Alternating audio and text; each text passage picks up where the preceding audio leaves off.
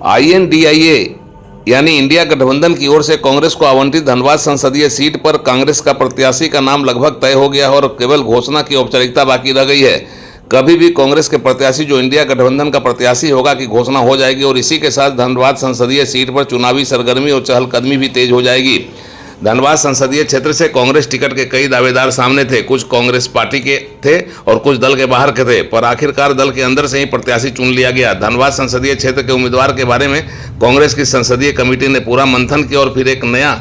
नाम पर सहमति बन गई है। कांग्रेस की ओर से धनबाद संसदीय क्षेत्र से चुनाव लड़ने के दावेदारों में प्रदेश कांग्रेस के अध्यक्ष राजेश ठाकुर, झारखंड के पूर्व मंत्री और प्रदेश कांग्रेस के कार्यकारी अध्यक्ष जलेश्वर महतो, धनबाद के पूर्व सांसद चंद्रशेखर दुबे उर्फ ददई दुबे, बेरमो के विधायक कुमार जयमंगल सिंह, अनूप की पत्नी अनुपमा सिंह तथा दिवंगत कांग्रेसी नेता राजेंद्र प्रसाद सिंह के पुत्र एवं युवा कांग्रेस के नेता कुमार गौरव के साथ कई अन्य नाम भी शामिल था। चर्चा यह भी थी कि गिरिडीह से भारतीय जनता पार्टी के 5 बार के सांसद रहे रविंद्र कुमार पांडे को धनबाद से कांग्रेस अपना उम्मीदवार बना सकती है, पर अभी तक उन्होंने कांग्रेस की सदस्यता नहीं ली थी, जिसकी वजह से उनके नाम को लेकर जो बातें कही जा रही थी वह सिर्फ अटकलें मानी जा रही है। अब चर्चा यह है कि ददई दुबे और चंद्रशेखर दुबे धनबाद के पूर्व सांसद होने के नाते एक प्रमुख दावेदार के रूप में थे, लेकिन पिछले चुनाव में उन्होंने कांग्रेस को छोड़कर चुनाव लड़ा था और उसमें उन्हें मिले वोट को देखते हुए उनके नाम पर बहुत गंभीरता नहीं दिखाई गई। वैसे उनके स्वास्थ्य को देखते हुए, उनकी उम्र को देखते हुए भी कांग्रेस ने उनके दावे को भी लंबित रख दिया है। इधर रविंद्र कुमार पांडे जो भाजपा के नेता है और गिरिडीह से 5 बार के सांसद रहे हैं,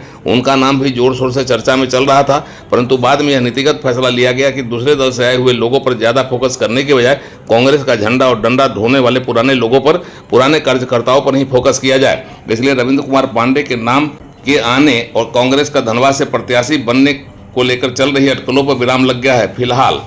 एक अन्य दावेदार जलेश्वर महतो झारखंड के पूर्व मंत्री रहे हैं, जनता दल यूनाइटेड के प्रदेश अध्यक्ष भी रहे हैं, लेकिन उनके बारे में आकलन करने के बाद उनकी दावेदारी पिछड़ती दिख रही है। झारखंड प्रदेश कांग्रेस के अध्यक्ष राजेश ठाकुर के नाम पर भी चर्चा चल रही थी, पर चर्चा है कि राजेश ठाकुर ने कुछ कारण बताकर अपनी चर्चा पर विराम लगा दिया है। कांग्रेस के कदावर नेता रहे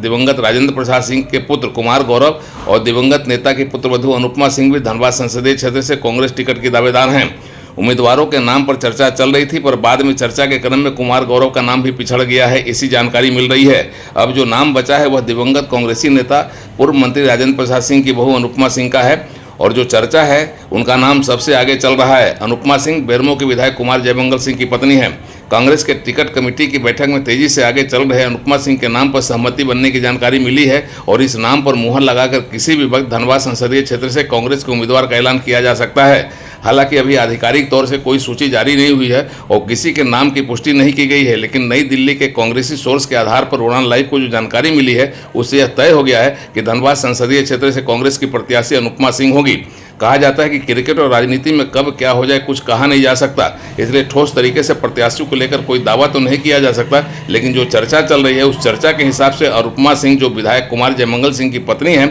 वह धनबाद संसदीय क्षेत्र की कांग्रेस उम्मीदवार होंगी। वैसे जब तक उम्मीदवार की घोषणा नहीं कर दी जाती आधिकारिक तौर से तब तक कुछ भी स्पष्ट रूप से नहीं कहा जा सकता। केवल उड़ान लाइव विश्वस्त सूत्र हैं, उनके आधार पर यह रिपोर्ट दी जा रही है कि अनुपमा सिंह संभवतः धनबाद संसदीय क्षेत्र से कांग्रेस की प्रत्याशी होंगी और उनका नाम लगभग तय है।